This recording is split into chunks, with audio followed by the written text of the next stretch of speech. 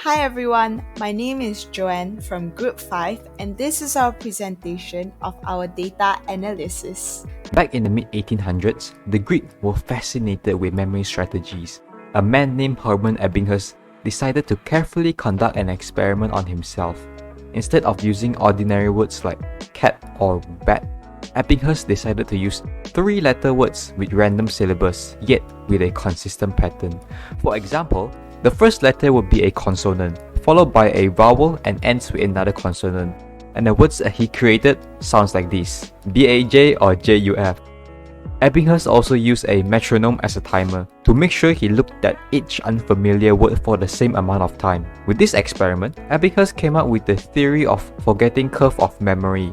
During the 1950s, another person named George Miller picked up on Ebbinghaus' work and decided to focus on the memory span, which is the maximum number of items an individual can remember immediately after seeing or hearing them. And this brings us to our experiment. The title of our experiment is Your Memory is Better Than You Think. Our objective is to determine the use of mnemonics can allow individuals to memorize easier. Before the experiment, our hypothesis was the quantity of characters memorized by the experimental group is higher than the control group. A brief run-through of our procedure. Both control and experimental groups were shown the same sequence of 16 numbers for 30 seconds.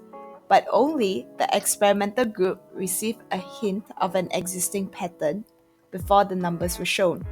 A total of 36 participants took place in our experiment with 12 males and 24 females.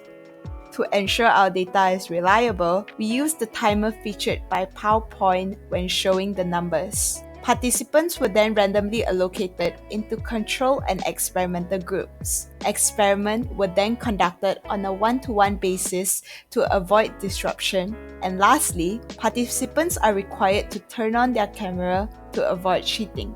On average, there are more participants from the experimental group who successfully memorized at least 7 digits compared to the control group. The mean number of characters an individual can remember is 8.44 characters for the experimental group and 7.63 characters for the control group after removing the outlier data. Based off the results from our experiment, we have once again showed that the numbers of things an individual can remember is 7. Plus or minus 2, which is also known as the magic number 7. In this experiment, we are trying to prove that with the help of mnemonics, one can remember and memorize more than 7 things at the same time. That's all for now. Thank you!